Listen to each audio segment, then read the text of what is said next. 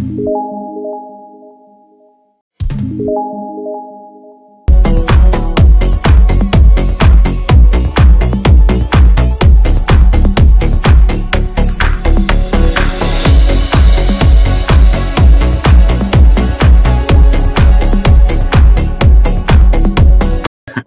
Wahyu, ini ngomong-ngomong kan Anda sudah di Belanda, sudah ya semoga ini juga cepat selesai juga karena bagaimana juga di tanah air membutuhkan sumbangsih yang lebih banyak lagi ini dari Pak Wahyu. Ngomong-ngomong soal Belanda ini, kalau menurut Anda apa sih sebetulnya menariknya Belanda itu sih Pak? Pendidikan di sana itu menariknya gimana sih Pak? Dari sisi pendidikannya maksudnya? Ya bisa pendidikan atau mungkin apa lingkungan, mungkin apa yang enak di sana itu menariknya. Kalau dari sisi lingkungan, dari sisi fasilitas, tapi memang nggak bisa dibandingkan ya antara di Indonesia dengan di Belanda. Tapi yang saya rasakan aja di sini lebih nyaman. Artinya lebih nyaman itu dari sisi contoh misalkan kalau naik sepeda lah ibaratnya di sini itu memang sudah ada tempatnya sendiri naik sepeda, ada apa namanya jalan untuk sepeda sendiri itu tadi. Tapi saya kira di semua negara maju sudah ada lah semacam itu. Terus koneksi antar apa namanya antar kota itu sudah apa mudah terjangkau di seluruh Belanda. Saya kira sudah bisa terjangkau, baik itu naik kereta, naik bis, itu mudah sekali terjangkaunya. Jadi nggak begitu masalah. Itu dari sisi fasilitasnya. Terus kemudian kalau dari sisi pendidikan, yang saya rasakan aja ya Pak, mungkin tidak bisa merepresentasikan seluruh fasilitas enaknya.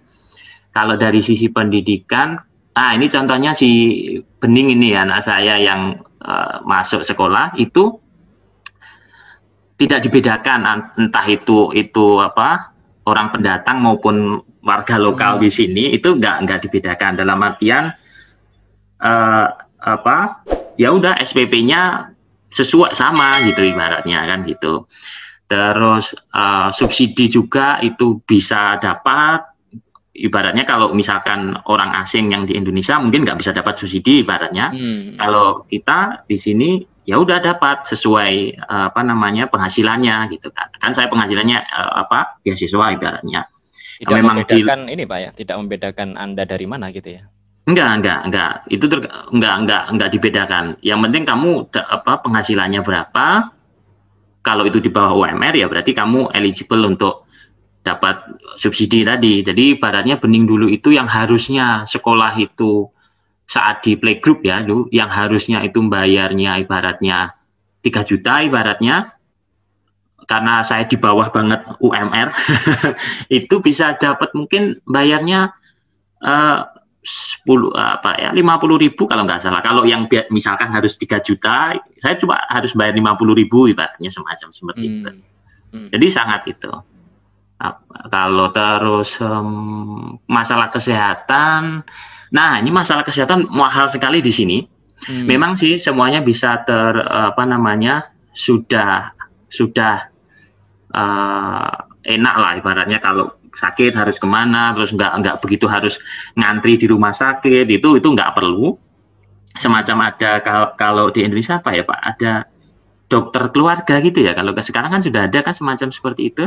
Yeah. Kalau di sini sudah juga ada, tapi mahal biaya kesehatan di sini, maka harus punya asuransi itu tadi. Tapi asuransi pun ya lumayan mahal itu tadi. Mahal ya.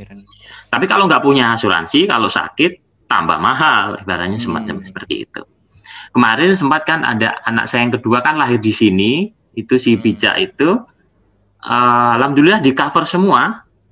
Apa lahiran dan lain sebagainya. Jadi yang saya rasakan nggak masalah sih meskipun lahiran di sini. Kalau dari segi sekolahnya, karena saya nggak tahu ya, karena beda ya sekolah S3 sama S2 di sini. S2 itu benar-benar kemungkinan sama seperti di Indonesia. Kalau S3 itu sudah dianggap sebagai karyawan lah ibaratnya semacam seperti itu. Jadi bukan student lagi itu. Jadi fasilitasnya saya nggak bisa fasilitasnya semacam fasilitas karyawan, jadi bisa pakai apapun gitu tadi. Artinya memang akses itu relatif lebih mudah Pak ya gitu. Jadi gitu aksesnya relatif lebih mudah. Jadi semacam kalau pinjam gedung gitu ibaratnya, kalau nggak salah itu saya bisa langsung apply pakai akun saya gitu. Kalau mungkin kalau mahasiswanya S2 atau S1 harus ada prosedur tersendiri, tapi saya nggak tahu itu bagaimana. Itu tadi. Oke, ini kan ngomong-ngomong tadi sempat menyinggung bagaimana fasilitas kesehatan di sana juga ternyata mahal. Nah, saat ini Pak, ini kan kondisi pandemi ya di hampir seluruh dunia termasuk di Indonesia ini juga masih pandemi, bahkan kita tahu di India kemudian Malaysia ya akhir-akhir ini mengalami gelombang tsunami COVID yang kedua gitu ya. Nah, kalau di Belanda sendiri bagaimana Pak yang terjadi? Untuk apanya? Pandeminya? Pandemi COVID ini seperti apa di Belanda ini?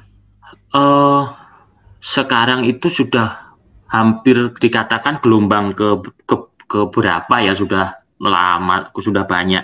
Artinya ya masih sempat dulu itu awal-awal sempat turun, pernah sekali turun, terus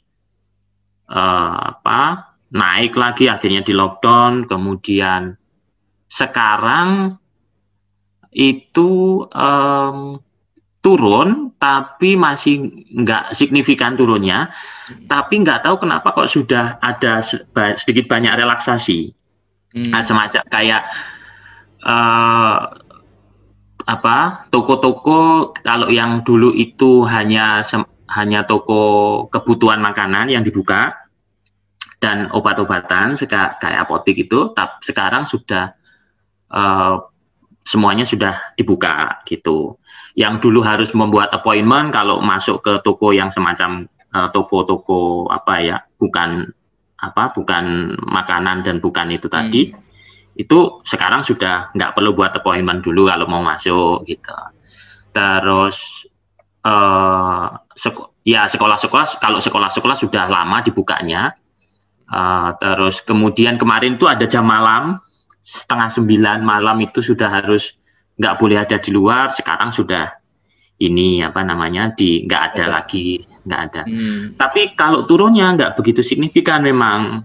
Tapi nggak tahu kok kenapa dibuka ya, mungkin karena mungkin ada kebijakan lain ya, mungkin kebijakan ekonomi karena sudah banyak yang kolaps sekali. Gitu. Tapi Anda lihat itu selama pandemi 1 tahun terakhir ini memang ada ini ya yang terlihat nyata gitu ya, yang kolaps mungkin usaha-usaha pertokoan atau mungkin industri apa, ini memang terjadi ya Pak di Belanda? Saya nggak begitu paham banget tentang ekonomi di sini ya, tapi mungkin ada karena saya pernah baca itu ada stimulus dari pemerintah kalau bagi-bagi usaha-usaha tadi itu dapat subsidi ibaratnya semacam seperti itu kan gitu.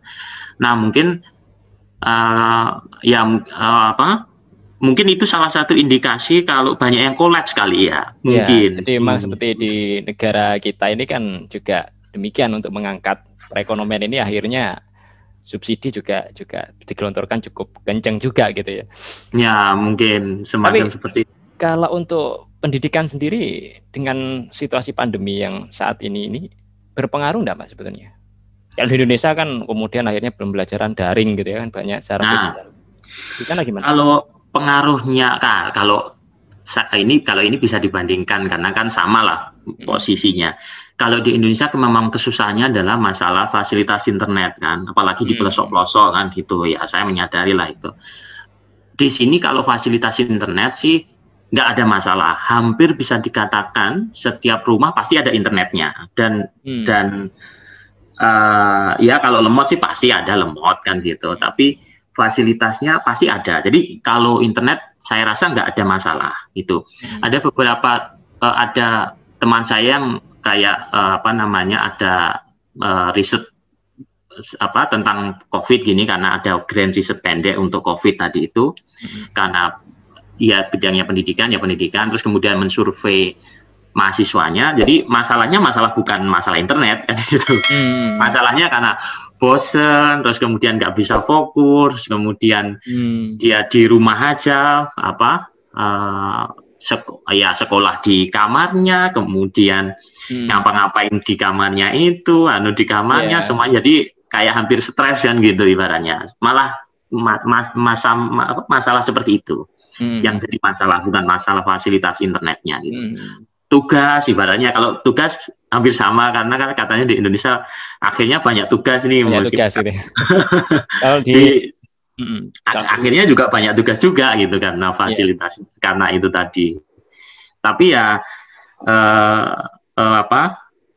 ada yang bagusnya adalah semacam akhirnya ada semacam riset group yang dadakan kali ya di situ, terus untuk membahas masalah gimana nih hasil-hasil risetnya semacam seperti itu. Jadi saling sharing, saya punya tips kayak gini biar mahasiswanya nggak bosen itu gimana gitu. Terus ada tips, saya ada di kampus kan diberikan fasilitas semacam Teams kan gitu, semacam Zoom kayak gitu. Itu kalau di kampus pakai Teams itu memang benar-benar difasilitasi, jadi silakan itu bisa dipakai, jadi nggak semuanya bisa pakai.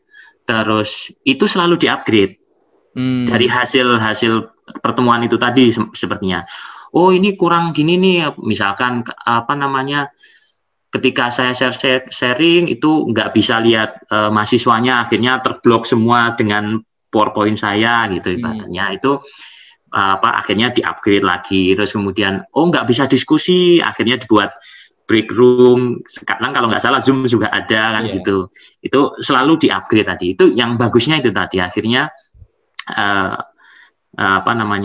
bisa ada semacam ibaratnya feedback dari hasil risetnya mereka, kemudian ada masukan dari mahasiswanya kurang ini, akhirnya responnya itu sangat cepat juga, respon kampus itu untuk menanggapi itu tadi itu.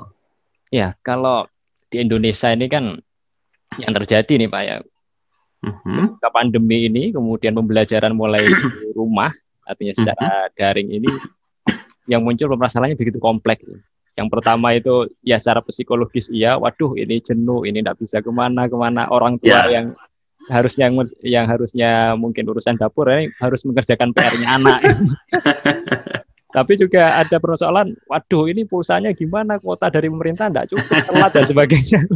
Tapi kalau di sana ternyata lebih kepada hanya psikologis, artinya sudah tertata secara sistem, hanya masalah psikis aja yang menyebabkan kejenuhan, Pak.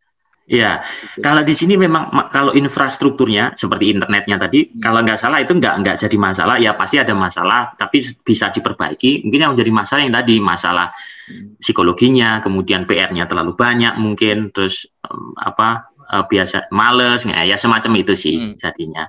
Tapi yang saya lihat begini sebenarnya, kalau masalah riset tentang kayak gini kan akhirnya harus sekolah jarak jauh lah ibaratnya kan gitu, nggak sekolah lagi. Sebenarnya riset-riset masalah sekolah jarak jauh itu sudah banyak. Terus riset-riset pengguna akhirnya ini memaksa untuk sekolah itu pakai teknologi lah ibaratnya, apapun teknologi yang selain dipakai.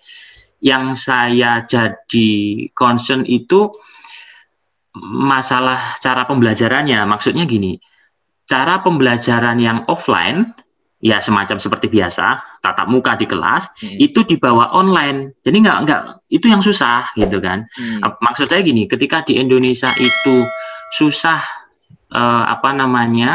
internetnya susah, terus pembelajarannya itu kan sudah dari lama itu ya masuk kelas, guru nerangkan di depan atau apapun lah, itu nggak harus nerangkan, tapi diskusi di kelas.